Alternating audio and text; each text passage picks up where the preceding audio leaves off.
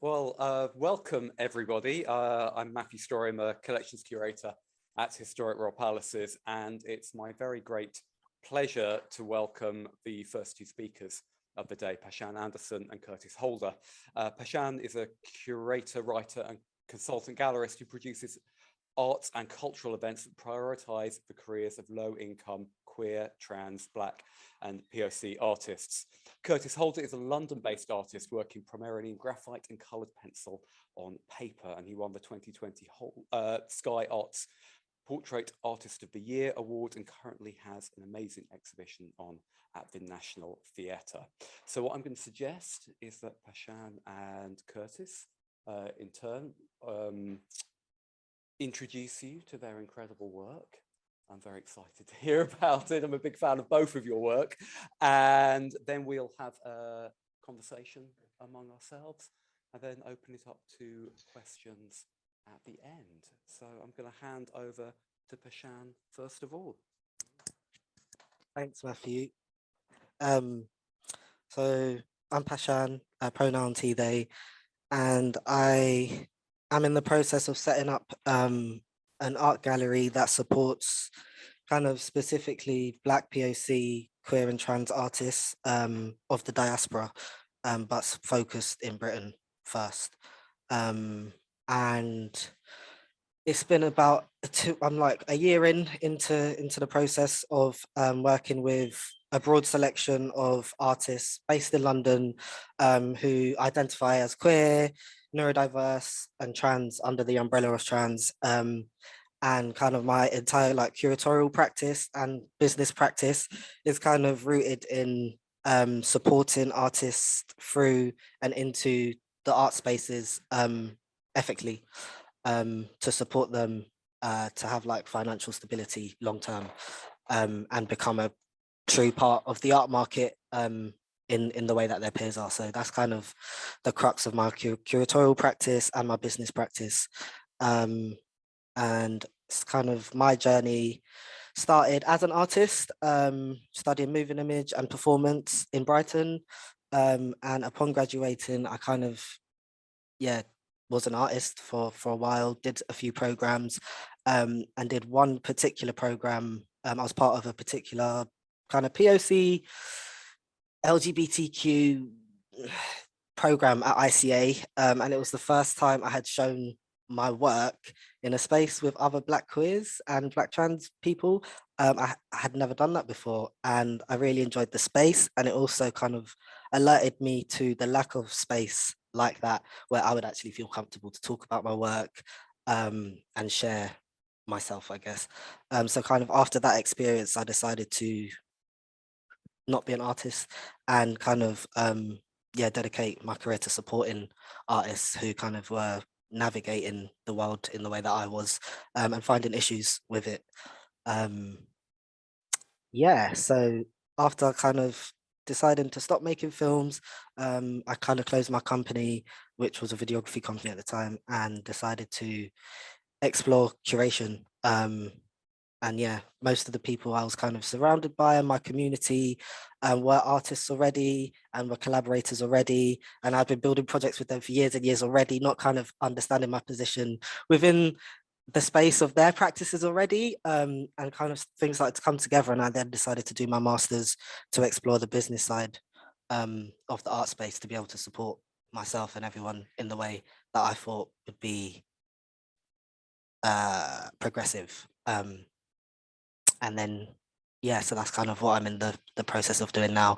So building new contracts and new ways of working with artists to support them through their lived experiences, and actually to provide a space where they can feel like an artist is a career that they can do sustainably.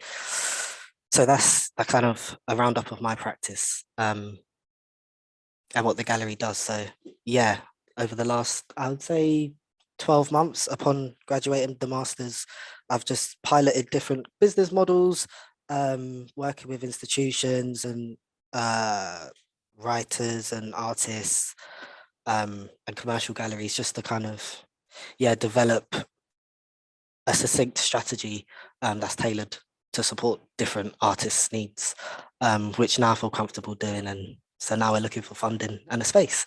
So that's me. That's my practice. And I hope that was a good, short and sweet version. Brilliant, thank you very much. And I'm sure well, I've already got questions I want to ask you in the discussion, and I'm sure everyone else is feeling the same. So I'm going to hand over to Curtis now to introduce your project, The Makers, and your practice. Okay, yeah. Should we pass that? I mean, I think we've got some slides as well. Yes, you've got slides, you've got movies. No, you haven't. You've just got slides. Just got slides and me waffling. Okay, let's have a look. I'll put that there because otherwise I will. Yeah, I will just drop it or stand on it or do something equally as inappropriate. Right, okay. If I'm going over time, just, you know, just do some kind of crazy hand signal. Okay. My name is Curtis Holder and I am an artist. Would you prefer I stand up or is it all right I'm sitting down? All right? Yeah, that's fine. And I'm an artist that predominantly works in graphite and colored pencil. The reason I do that is because I've probably been doing it since I was 2. And so it's something that's familiar to me. And also it's something that's familiar to anyone who isn't an artist. It's, oh, hello. Wow, I don't know how this works. Oh, this and that way, da, da, da. As you can see, I'm very good with the pencil. Anything else, I'm a little bit pantso. But no, I love colored pencil and graphite because it's immediate and it's accessible. There's nothing really pretentious about it. And anyone, if they wanted to, could pick up a pencil and make marks. And so for me, it's about the mark making. I'm not an artist that is overly concerned with likeness, although there is likeness. But for me, it's about an emotional connection with the person that I'm drawing or people that I'm drawing, and my own personal connection to them and their connection to me. And I suppose there's a certain amount of alchemy that goes on with pencils, for me anyway. And I always say that it's always about the conversation. Before I've even thought of a composition, I've thought of how I'm going to create this work.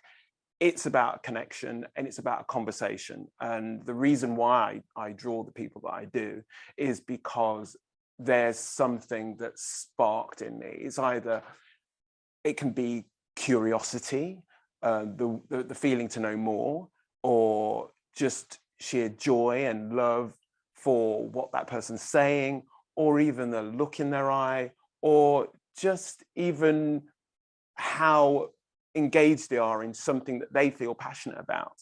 I want a piece of that. And for me, drawing, since I was a child, has always been my way in to find out more about people, to find out more about myself, and to find out how I fit in the world. And I think that's been especially important as a Black gay man. I needed to find out who I was and how I fit in. And sometimes growing up, the world felt that it was excluding me on many different levels. And I found being able to draw was kind of a passport into this world, or a world, or any world that was held back from me. I don't know why, but it's like drawings. Oh yes, okay, you're all right. And so that's why I use colored pencils and drawing.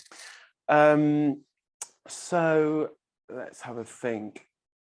I've been part of quite a few interesting projects, one of which was the World Reimagined. You may have seen these massive globes all over London and in the country. It was an organization that brought together different artists to reimagine the world and raise questions surrounding the transatlantic slave trade and what that meant. and they asked me to create my own globe, and it fit with what I was doing at the time, because that was about having conversations with other Black men, some of which were queer, some of which weren't, about their experience of having the talk, which is something you are given as a Black male to equip you for the inevitable questioning of the police, which will happen, and how to deal with that, and how not to make a bad situation worse. That was interesting.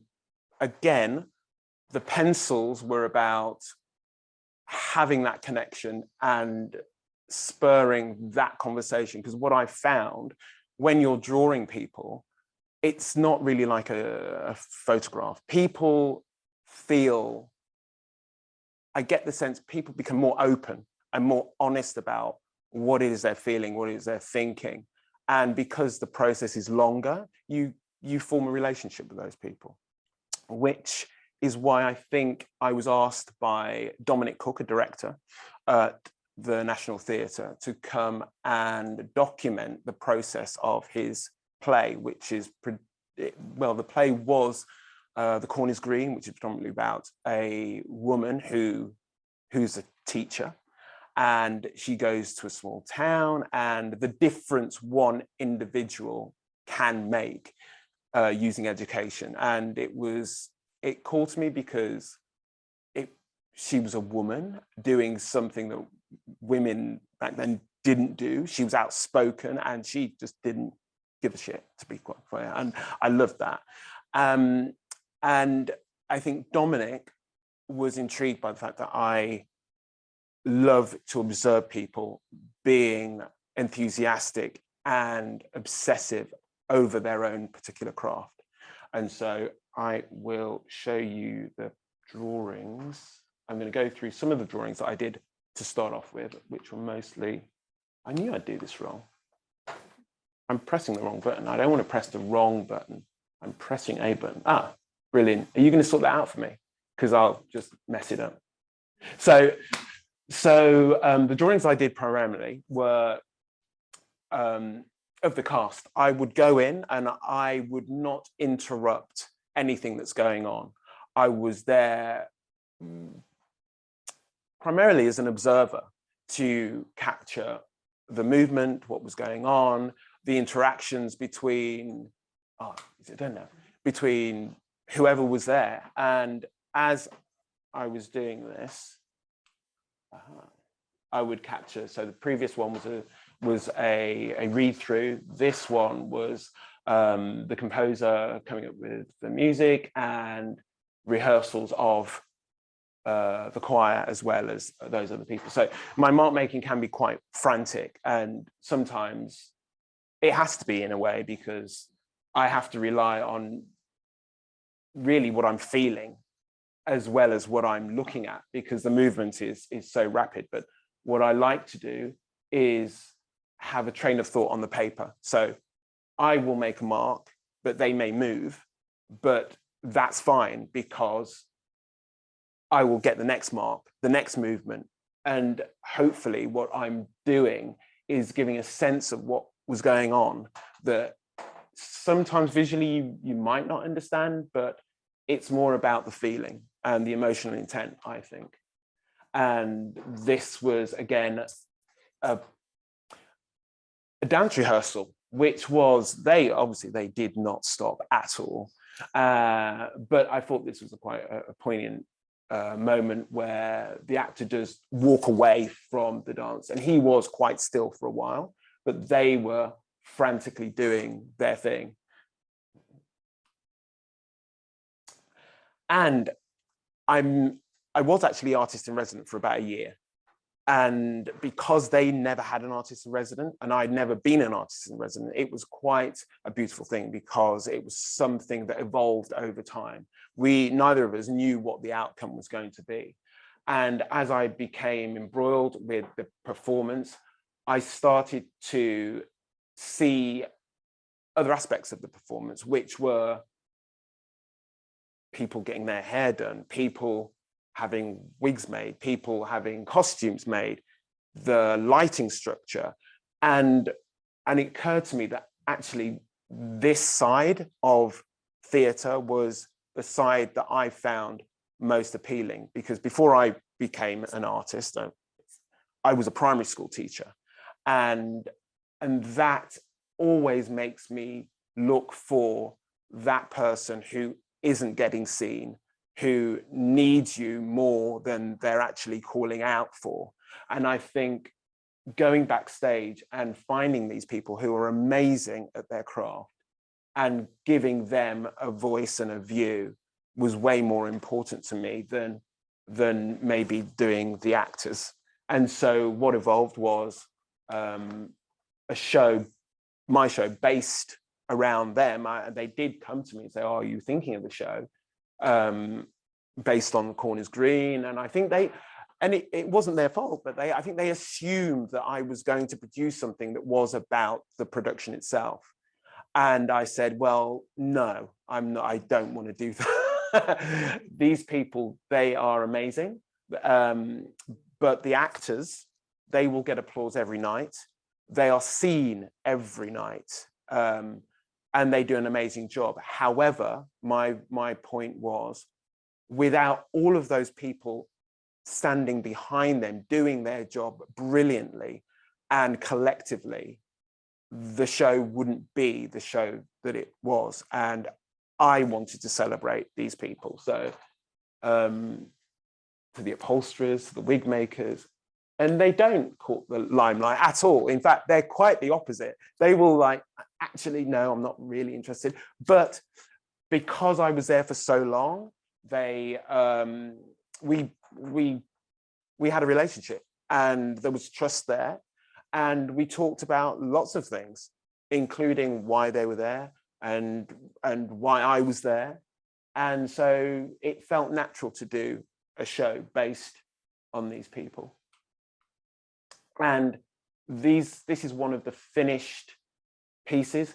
And it's a bit odd looking at it like this, because they are quite big. They are about 1.5 meters by 1.20 meters. So they're quite large works, and they're all about making marks and pencils and layering. And so these guys would come down and do sittings for me, but they would also be doing their job, and I would record that as well.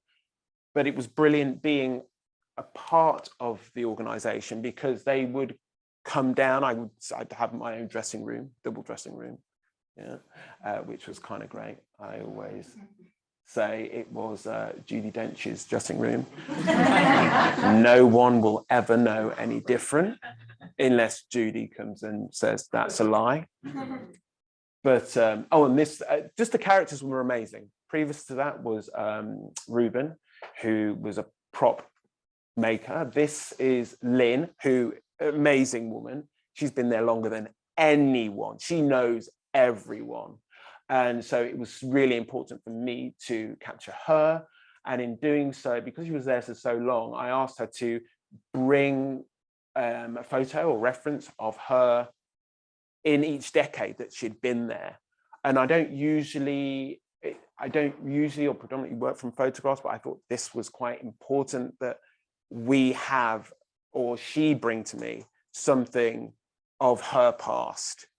And that photo was about her when she not long got the job with and how scary she found the phone and the reception stuff. And I was like, oh my God, you don't have to do that anymore. So now I just go calling, blah, blah, blah. But she's an amazing woman. And these guys work in makeup and are both extremely young and have come into their jobs from very bizarre, obscure. One from went to the job centre and found the job. But again, these pieces, I hope, capture who they are in essence, as well as the job that they do. And is that me done? I think, oh no, Taylor. And over there is Alan, who was a huge part of Warhorse. And what I love about these people is that they are problem solvers. They get asked to do impossible things, and it's assumed that they will be able to do it. And weirdly, they are. So I could go on, but I'm not, because I know that time's of the essence. But apart from being at the National and working on those pieces, I've also encouraged workshops that engage more than just your usual audience of the theatre, because it is a public space, I think. And I wanted to encourage a different type of audience to utilize the space and see that it also belongs to them, and they can use it for very many different things. And so I encouraged, the last one I did was with families and young people to just make marks and enjoy what they do. That's me. Sorry, I went on. Right. Well, thank you both so much. What I'm really struck by with both of your work is you're really working with the people who often have been overlooked. You have the phrase disincluded artists, Pacheanne. Yeah. So I was wondering if we could talk about that. How can we better support artists who have been disincluded? So disincluded covers a huge pool of artists. I would say Might be easier if you're talking to the mic to be really properly. So it's kind of a hard question to answer, but my choice to use that word in kind of instead of all the other kind of tokens and inclusivity, diverse, all those sort of like terms without meaning, I kind of decided to really not engage with those. So disincluded is my kind of equivalent to actually answer questions like this, to say that I'm not sure yet. And that's very much part of the job that I'm doing, is to continually work to transform these like usual or like typical ways to interact with artists who people perceive as disincluded. So for me, under that bracket of disinclusion, pretty much just includes non-white artists. So it could be anyone. And the way I have come to kind of understand working with artists who might fall under that category is to see what they need directly. So that's kind of my answer. Yeah. So to put it into context, before going to art school, I had worked in galleries between 15 and 19. So I had already understood the really problematic structures that went on behind the scenes, from working down in the basement to doing press releases to like being on the door handing out champagne as a youth. Like I really saw the people, the environment, and understood the social sort of sides of it and the class systems within it that feed directly into the language, into the institution, because all of the art space is the institution. So when you think about working with artists who are already ostracized from the entire institution, you have to figure out, what does that artist need? Where are they from? What's their background? How close or far away from this sort of institution are they?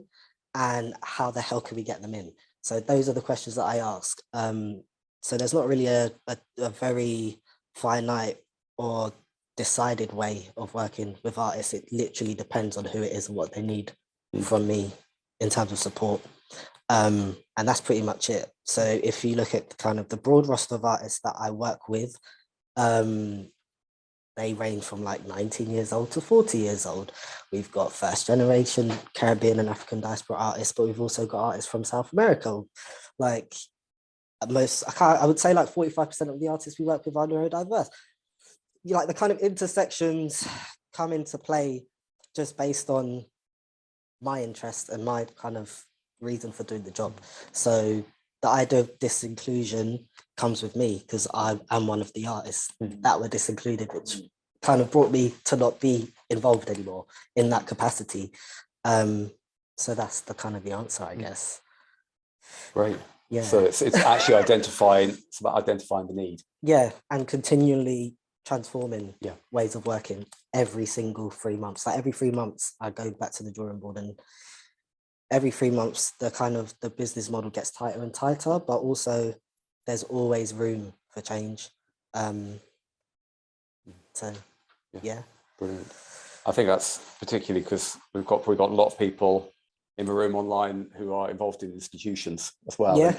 And constantly changing the way you look, because work is not something that institutions necessarily do. No, it's the opposite. Yeah, yeah, Yeah. the very opposite.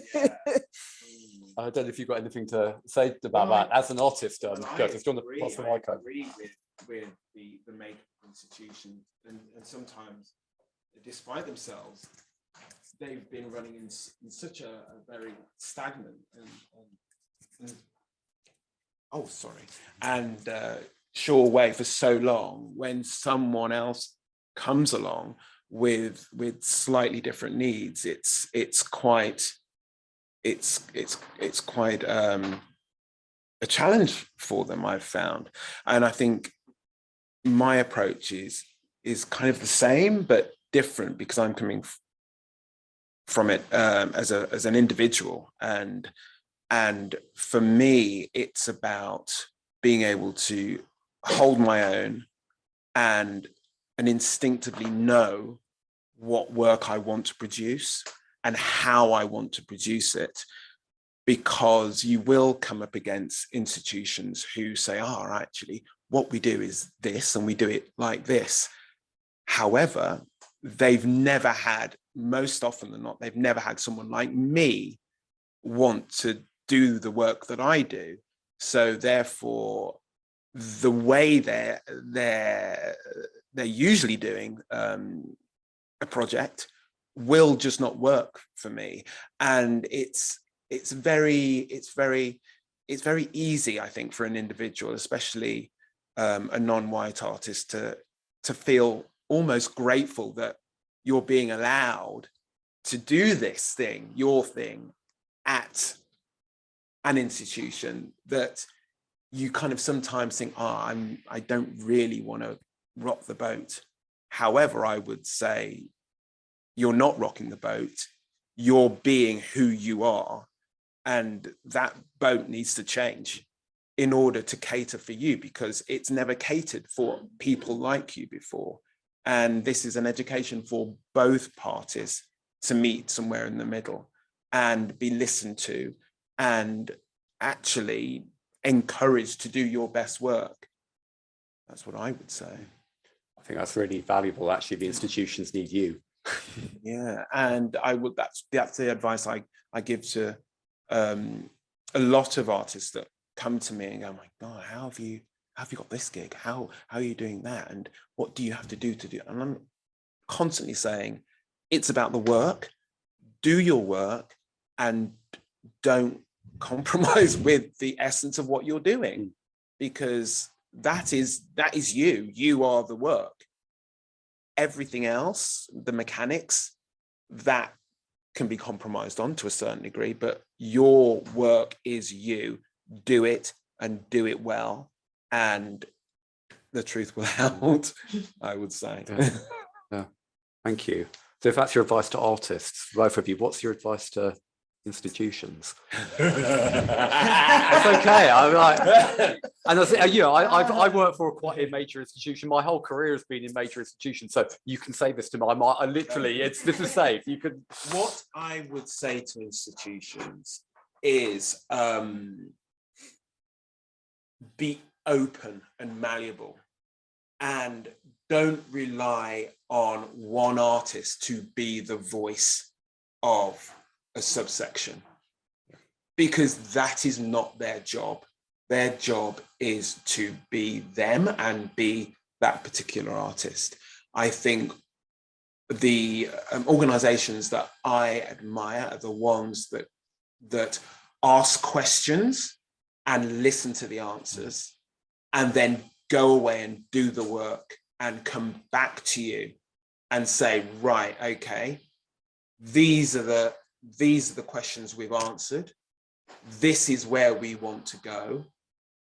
And how can we together make that happen?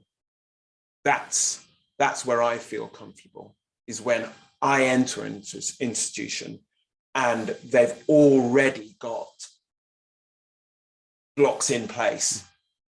And that already means to me that I don't have to have certain conversations that I find quite difficult, awkward, and sometimes quite traumatic.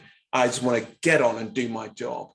But like I say, I love institutions that I'm actually working with a gallery at the moment who, what excites me about them is, before I've even started, I look around at what they're doing already and I'm like going, wow, amazing. That's what I would have done. That's what I would have done.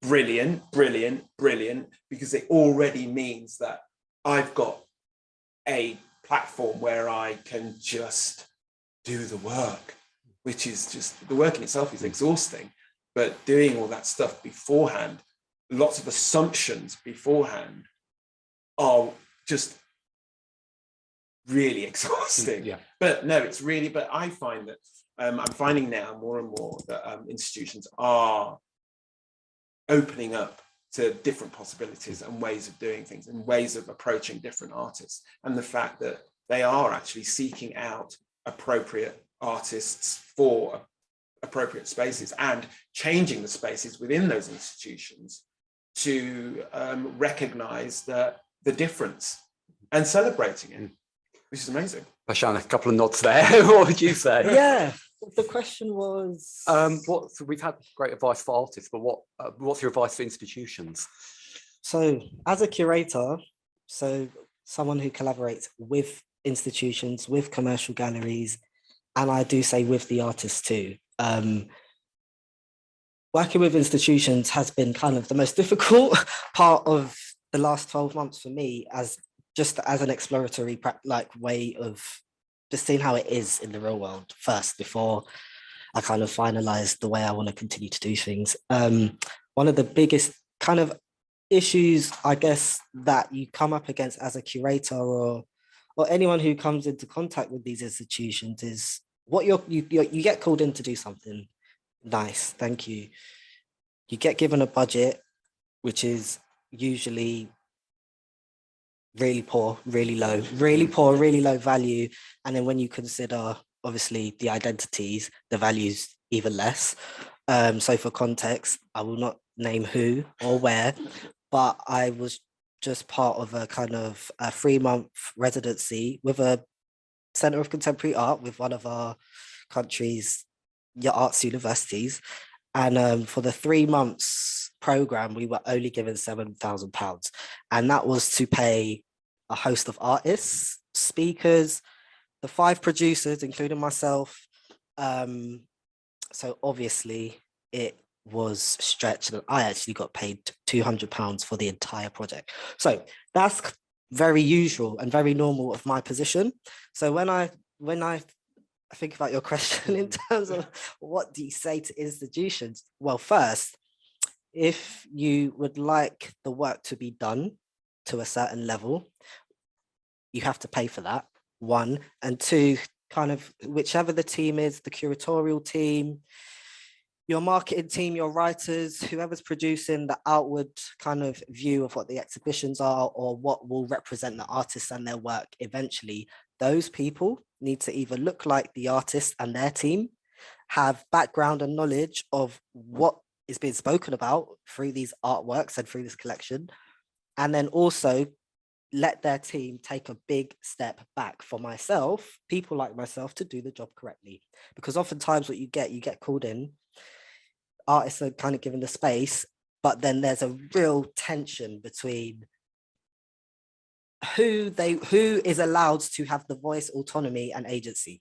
And that is the problem. That is the tension there. So collaboration is great. Give us the right amount of money to pay us, everybody, at least a day rate for the entire timeline of the project. You know, we should not be working on expenses. We should not be working on really low per diems. We should not be working on kind of really low project budgets, because comparatively, the percentages they scream right at you.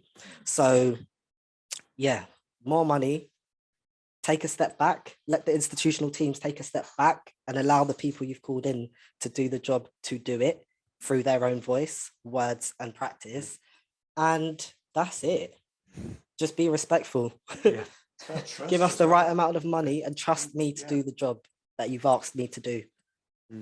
That's literally it. Yeah, brilliant. Drop that mic now. Not said. Yeah. Thank you. Well, I think we've got about 8 minutes left. So I'm going to open questions up to the room and to people viewing online. So does anybody have any questions for our speakers? Because I've got a whole list here I can be doing, but if anyone else has got anything. I could ask. Yeah, please. You want to So, maybe introduce yourself if you like. hi. Only if you're comfortable. hi, I'm Julie. I'm from the New Art Gallery Walsall. Hey.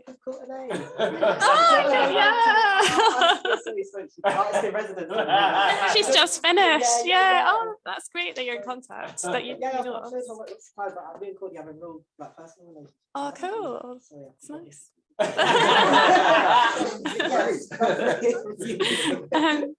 But I was interested that you explained that you went in, I guess, to the sector with your eyes quite open, because you've had, like, you know, growing up, you'd had quite a lot of experience, and so, yeah. So why, first of all, did you, you know, or like, you know, and then what was the experience that kind of stopped you? Obviously, you're passionate and you're going to change things for people, but you as an artist yourself, you did pursue that and want to pursue that, and then and going in with your eyes quite wide open, I guess. Like, what barriers did you come across, or you obviously wanted to change things, and then did you get what I'm trying to say? So I've started working in year 10, you need work experience in this country, so I had no idea what to do. And I was walking in Notting Hill with my friend, and she was like, "You like art? There's an art gallery. Go talk to the guy and get your 2 weeks." Because I was like, we had to tell our teachers by Monday, so I did that. I did 3 weeks internship there, and I loved it. And then I basically never left. So every like weekend, summer holidays, Easter holidays, I would just be there.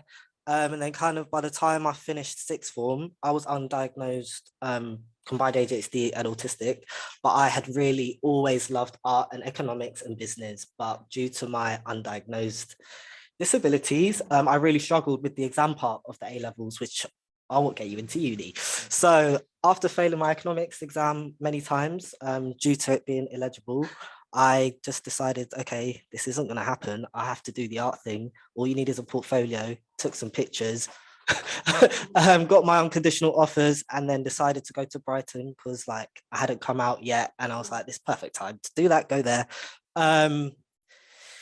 Hated being the only Black person in the building. So I did photography and moving image. So that was 3 courses, 3 years, 2 of us in the building. So I didn't spend much time in class. So I just continued to do my internships. I was writing for magazines in London. I was in London most of the time, but studying in Brighton. So I had to produce work still. So I was producing films. Then was applied to loads of residencies, just what you do after art school, without kind of the guidance in 3rd year, which I also noticed, because I've been freelancing already from like 2nd, 3rd year, as a writer, doing all sorts of stuff. So I was bothered about the fact that all my peers had no idea outside of how to make an invoice once they left. So I was like, cool, I know what to do. So I spent like a few months applying for residencies, just what you do as an artist, getting no's, just to all the usual standard stuff. And the only things I'll get a yes for would be for the tokenistic sort of programs, Black and queer. So I was like, cool, this is all I could do. I don't like this. I don't want to be a Black and queer artist. I just wanted to be an artist. So I just said, I don't want to do it. And then I kind of took the past experiences, the experiences of being an artist and coming up against that very like invisible wall. And then just figured out how to use all my knowledge and share my knowledge to allow other artists to go a bit further than that after their first 18 months out of their BA. So that's how it kind of, that was that transformative moment. Yeah. So it came about where about 10 years now after I've kind of quit that first internship. So yeah, it's been a lot of different exploring. Does that answer the question? Yeah, cool. Do we have any other questions? Oh, we've got one here. I'll bring the mic to you.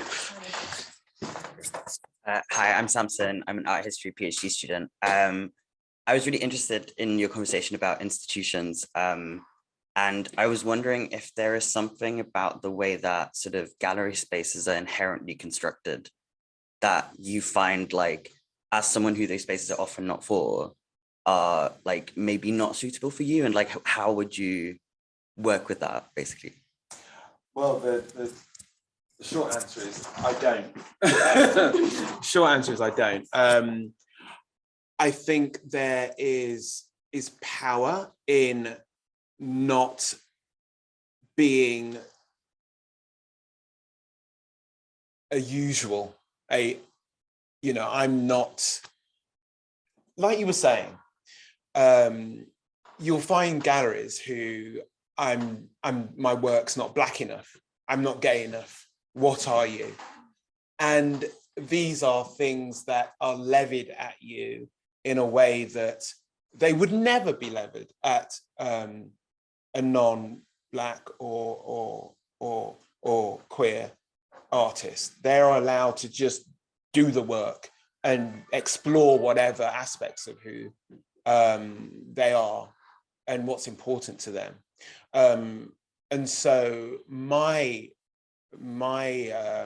answer, and I've been asked this a few times, is it's about finding your artistic family and making your own spaces and finding your own path as a collective or an individual to make the work that you want to work, you want to show. I absolutely believe I'm someone who goes, if I'm not invited to a party, I'm not going to be banging on the door. I'm going to make my own party and, play my own tunes. And because that's something completely, what that is something completely different. That's something that's not about me. It's not about my work. It's not about what I do. It's not about who I want to be by my side when I'm creating the work that I create. And so my opinion is make your own path, make your own venues, make your own company. Don't court people who are not interested, because once you get them, they're still not going to be interested. And that's not going to do you or your work any good. You need to be confident of who you are and what you're producing. And that is your strength, because the work you produce could only be produced by you. But I'm not speaking for all artists, but that's my route, and it's worked very well for me so far. Can I jump in? Yeah, in? of course you can. Yeah. Where? Yeah, create. Yeah. So what you said, to literally create your own spaces of. I don't like using this term, safety. I think that's a very valid point. It is a valid point. You have to feel safe to create the work. Your ways, like your own ways of thinking, your own, so for example, like very specific like ways of creating these spaces. They're not just physical spaces, right? Physical spaces of safety. It's taking time to get to know the people you're working with, get to know who they are, get to know their interests, get to know who they've worked with and what their challenges have been so far. in relation to and separate to mine as an artist, because kind of there's two hats I wear to kind of understand the work that I do, is I've got the artist hat, which supports me in my writing and my research and actually learning who these people are as artists and people. And then I've got the business hat, which also then allows me to think about my experiences within working with institutions or working in the art and the creative space, because I kind of initially wasn't just in the art space, and developing these ways to promote or platform artists that use language that they can understand and that they can relate to and that's accessible to them. So my contracts are very like neurodiverse. They're easy to read. They use very usual language. I won't use the legal terms or the business terms that like put people outside of what you're saying. I'm not like, so there's very simple ways of creating these spaces. And like I said, yeah, the spaces exist in the practicalities and the logistics of things, the legal side of stuff, but also, yeah, just being a human being. So when working with institutions or the idea of institutional space and having to find a way for us to fit in, it's kind of it's against that. It's kind of how do we look at those structures and then build our own based on the problems that we've seen and actually through what we imagine. So a lot of my work happens through imagination. So imagine what the world, your world, what you would like that to look like working, and the artists and people that you would like to be part of that community with you, and build it. So yes. I'd agree with you. Oh, well, that's me agreeing with you, yeah. We've only just met. And there's love. Oh, brilliant. I mean, that feels like a good place to end it, unless there are any burning questions online, Cesare. No, well, I suggest we wrap up the session now. Thank you so much. That has been wonderful. I've been really looking forward to it. Thank you.